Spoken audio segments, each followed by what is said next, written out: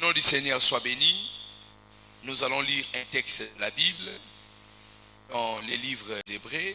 Hébreux chapitre 11, les versets 2. Et nous lirons encore Hébreux chapitre 11, le verset 32.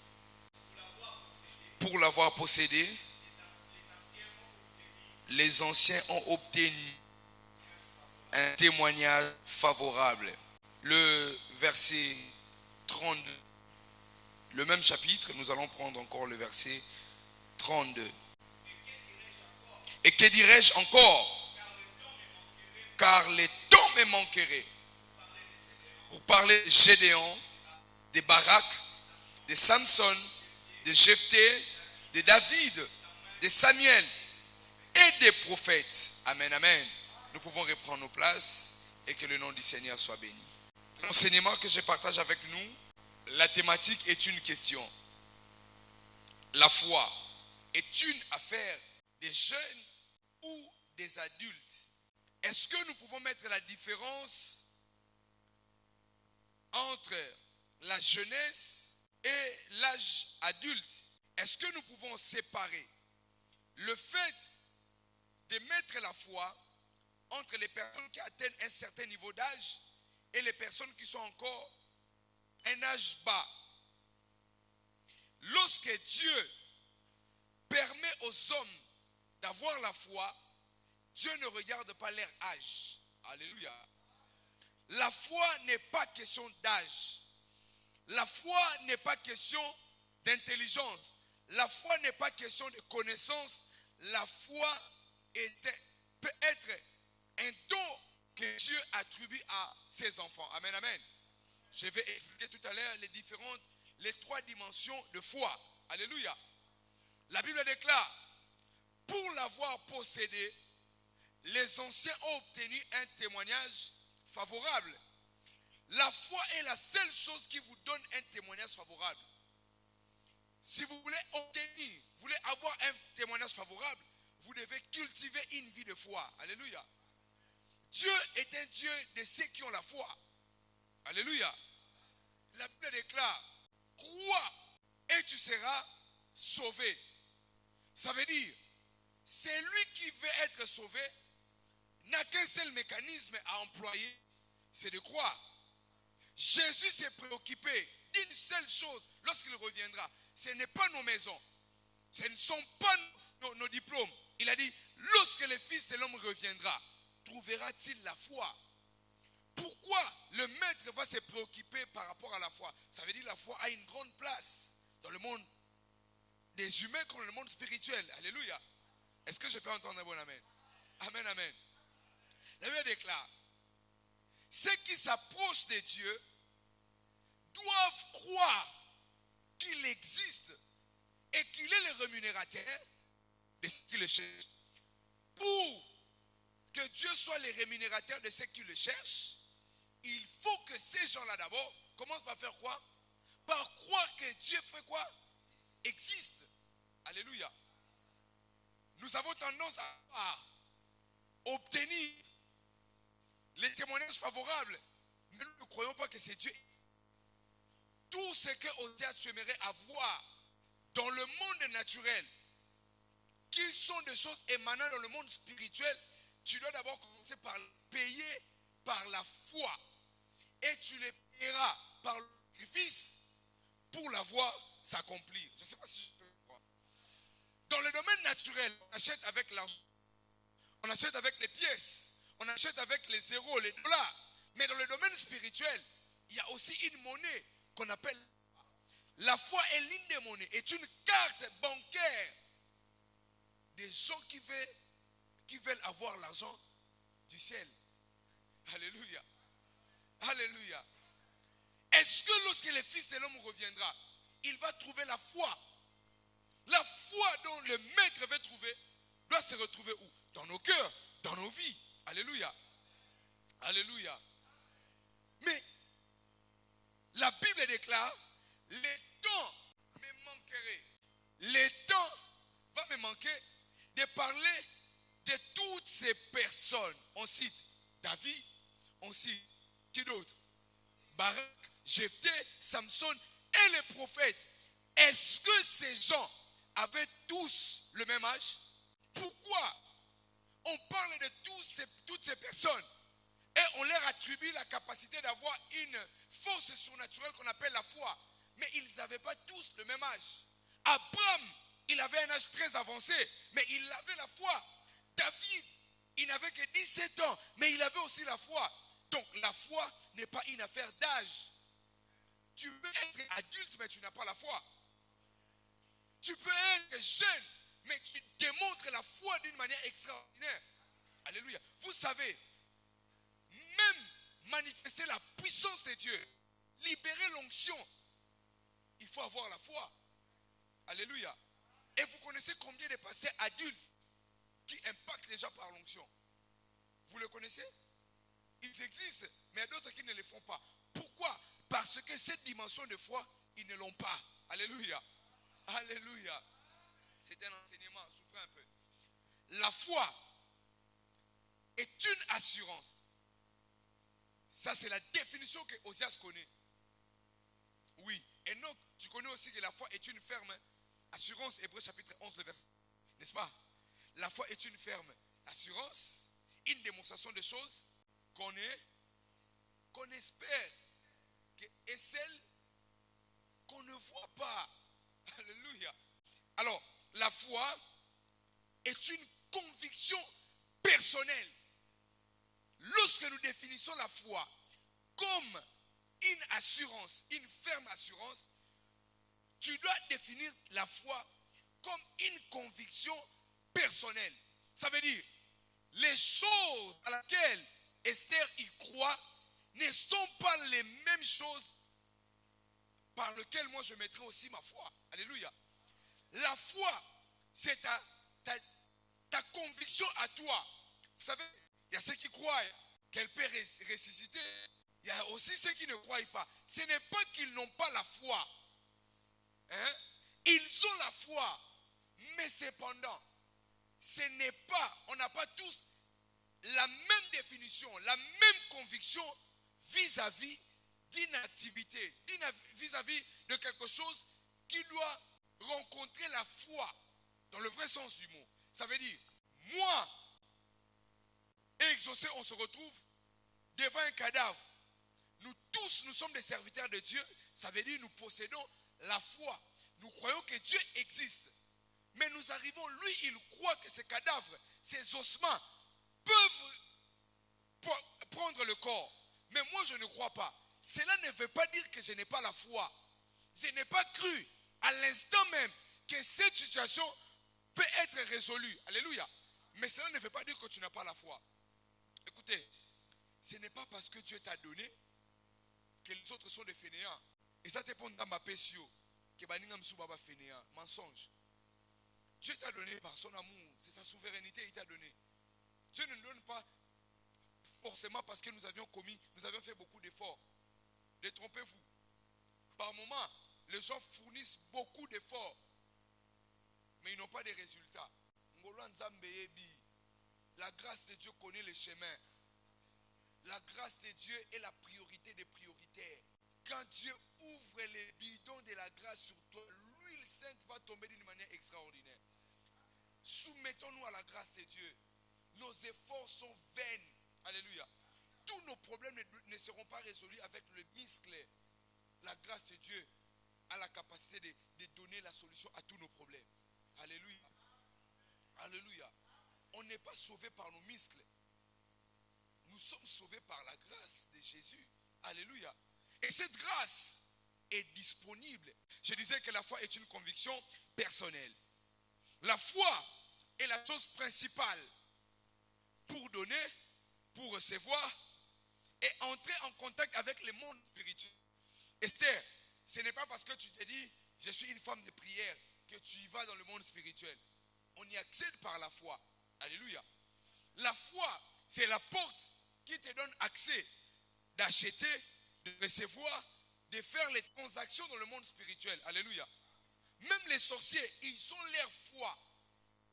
Ils croient que Dieu existe et ils tremblent. Est-ce que vous avez compris ça? On a dit que les sorciers, les démons, ils ont aussi la foi.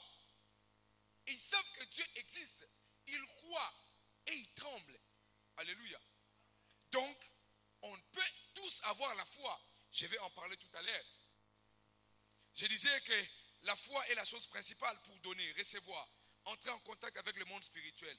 La foi, c'est la capacité de demander l'impossible en sachant que Dieu est un Dieu de toute possibilité. La foi, cette capacité que tu as de demander l'impossible, ce que les hommes ne peuvent pas te donner, en gardant la connaissance que le Dieu que je sais ou le Dieu que je demande est le Dieu de toute possibilité.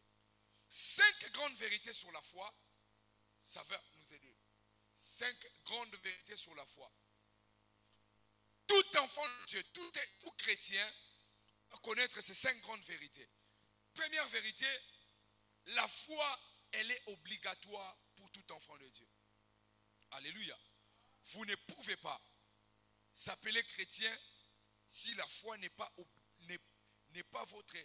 votre vie. Alléluia. Vous devez être une personne qui a la foi, qui vit dans la foi. D'ailleurs, le christianisme, c'est vivre avec l'espérance. Alléluia. Et l'espérance, c'est une capacité de manifester tes croyances, de faire de tes croyances des éléments matériels. Je ne sais pas si je me fais comprendre. Ça veut dire, le christianisme, ce n'est pas des choses où on voit et puis on vit. Le christianisme, ce sont des choses où on croit et ça s'accomplit.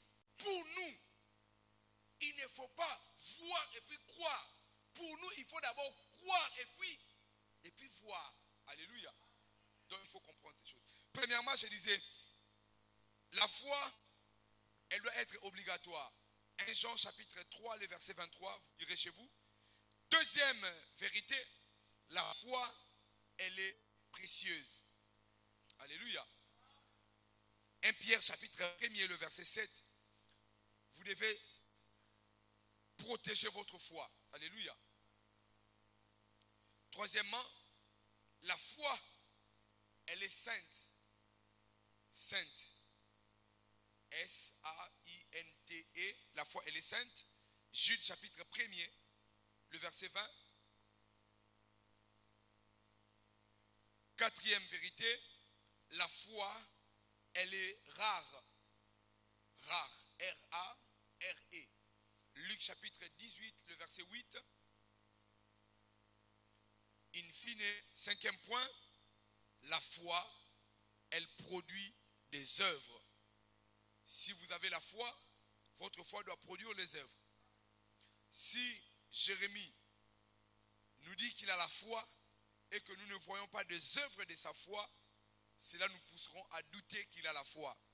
Jacques chapitre 2, le verset 14. Alors, nous avions montré les 5 éléments importants sur la foi. La liste n'est pas exhaustive. Ça veut dire, la liste peut continuer. Vous pouvez trouver d'autres avantages d'avoir la foi. Mais aujourd'hui, je vais vous montrer pourquoi nous devons avoir la foi. Pourquoi les anciens ont obtenu un témoignage favorable. Est-ce que, à cause de ce qu'ils avaient fait, ou bien c'est parce que Dieu lui-même a permis que sa volonté, sa souveraineté puisse se manifester dans leur vie. Alléluia. Nous distinguons la foi et les dons de foi. Il faut nuancer. Nous avons ce qu'on appelle la foi et nous avons ce qu'on appelle les dons de foi. Alléluia. Il est écrit, vous lirez dans 1 Corinthiens chapitre 12, verset 9. La Bible nous montre la foi comme un don. Alléluia. Parmi les dons que l'Esprit de Dieu accorde, il y a aussi les dons de foi. Alléluia. Ou les dons de la foi. Alléluia. Ici, il ne s'agit pas de foi qui te sauve. Les dons de foi ne te sauvent pas. Le Saint-Esprit attribue les dons pour un but bien précis. Ça veut dire c'est comme les dons de parler en langue. Alléluia. C'est pour un but précis. Donc les dons de foi ne te sauvent pas.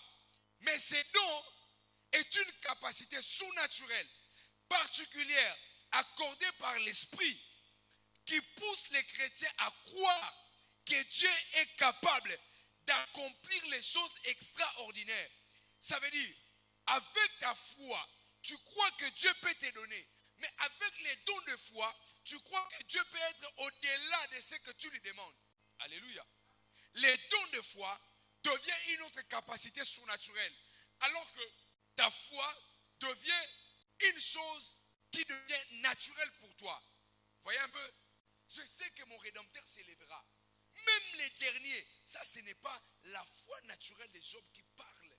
Alléluia. Ça c'est la dimension où les dons, ça veut dire le Saint-Esprit met les mots à travers ton cœur et ça s'exprime. Alléluia. Alléluia. Maintenant, il faut comprendre que nous avons aussi la foi. Moi j'appelle ça la foi tout court. C'est quoi? C'est une foi commune, une foi superficielle, une foi populaire. Tout le monde peut l'avoir, quel que soit les niveaux de sa spiritualité. Vous savez, oui, quand nous partons à l'école, lorsque nous étions en 6e, nous tous on croyait que tu reçois diplôme. Cette fois, tout le monde peut en avoir. Non, moi je vais aller faire la pédagogie, c'est facile. Je vais avoir mon diplôme. Non, moi je ne vais pas faire la scientifique ou maths physique. C'est difficile, je vais faire les latins philo. Mais au finish, il y a ceux qui n'ont pas réussi. Alors que lorsque nous étions tous dans la salle, on croyait qu'on allait tous réussir. Cette foi-là est une foi commune, une foi superficielle. Alors il faut faire la différence. Certains chrétiens ont une foi superficielle.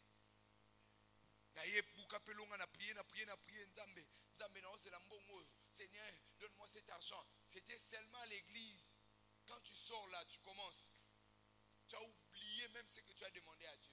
Alléluia. Lorsque nous sommes ensemble, on manifeste la foi commune. On manifeste la foi superficielle. Mais c'est lorsque nous sommes face aux défis de la vie que nous avons maintenant cette capacité de manifester la foi comme pistis. Si j'ai le temps, je vais essayer de vous en parler ici. Alléluia. Alors, disais, tout le monde peut avoir la foi et cette foi elle est commune. Cette foi elle est superficielle. C'est une foi populaire. Tout le monde peut l'avoir, quel que soit le niveau de sa spiritualité. Alors, nous avons aussi ce qu'on appelle pistis. C'est cette foi qu'on nous définit dans Hébreux chapitre 11, le verset 1er. Alors, pourquoi je vous parle du don de la foi, d'un don de foi, je vous parle de la foi populaire ou superficielle et je vous parle des pistis. J'aimerais que vous puissiez être en mesure de faire cette différence. Que dans votre vie, il ne faut pas seulement avoir cette foi commune.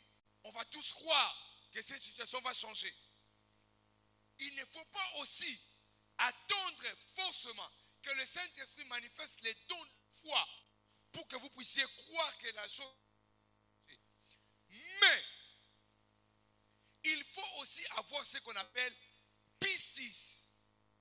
Que dit Hébreux chapitre 11, le verset 1er. Or, ici on définit la foi, pas comme une foi commune, pas comme une capacité surnaturelle qui viendra pour vous secourir. Mais ici on définit la foi comme pistis, comme quelque chose que Dieu lui-même, il a prévu pour que les gens vivent des choses extraordinaires. Et on nous dit que c'est une ferme assurance. Vas-y papa. Des choses qu'on espère. Ça veut dire, si tu n'as pas des choses à espérer, tu n'auras pas une assurance. L'assurance vient lorsque vous commencez à avoir des choses à espérer. J'espère que je ne mourrai pas. L'assurance de la bonne santé arrive. J'espère que je ne finirai pas ma vie pauvre. L'assurance de la richesse arrive. J'espère que je ne finirai pas célibataire. L'assurance du mariage arrive. J'espère que je ne finirai pas ma vie de cette manière. L'assurance arrive. Alléluia. Si vous n'avez pas l'assurance, c'est que vous n'avez pas mis votre espérance en Dieu. Alléluia. Quiconque croit, Dieu assure sa destinée.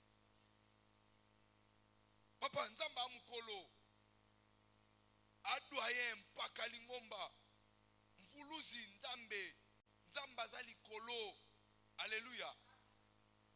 Si tu crois, il t'assure. Et il te rassure. Dieu te donne l'assurance à condition que tu espères en lui. Alléluia. La Bible déclare, recommande ton sort à l'Éternel. Mets en lui toute ta confiance. Et il agira. Regardez ce que les chrétiens font. Seigneur, je vais recommander ma vie entre tes mains. Tu vas agir. La Bible n'a pas dit ça. Il y a une phrase au milieu de entre recommander et puis il agira. On a dit, mets en lui toute ta confiance. Dans notre version, on dit, mets en lui toute ton espérance. Alléluia. Pour que vous voyez les choses agir dans votre vie. Recommandez votre sort et puis croyez.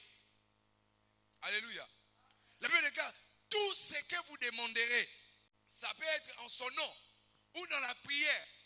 Il dit, croyez que vous l'avez reçu. Et vous le verrez s'accomplir.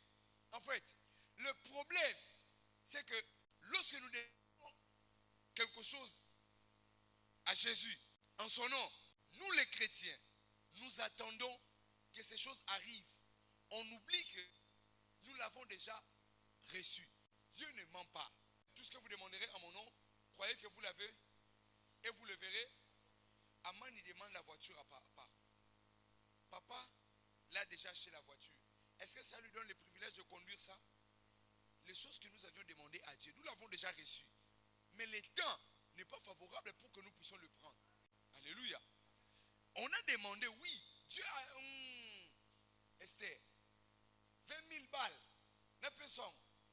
Je te donne. Mais Esther, 20 000 balles euros. Tout le qu'on a killed. Tous. Oh, ouais, on a mugila qui l'a coulé. Hey, on a nini. Amen, amen. Non, mais je vous dis vrai, ma soeur, Dieu sait que ce que tu l'as demandé, il t'a donné. Mais attends maintenant que les choses s'accomplissent. La chose que nous voulons attendre, c'est l'accomplissement. Mais recevoir, nous l'avons déjà reçu parce que Dieu l'a déjà dit. Alléluia.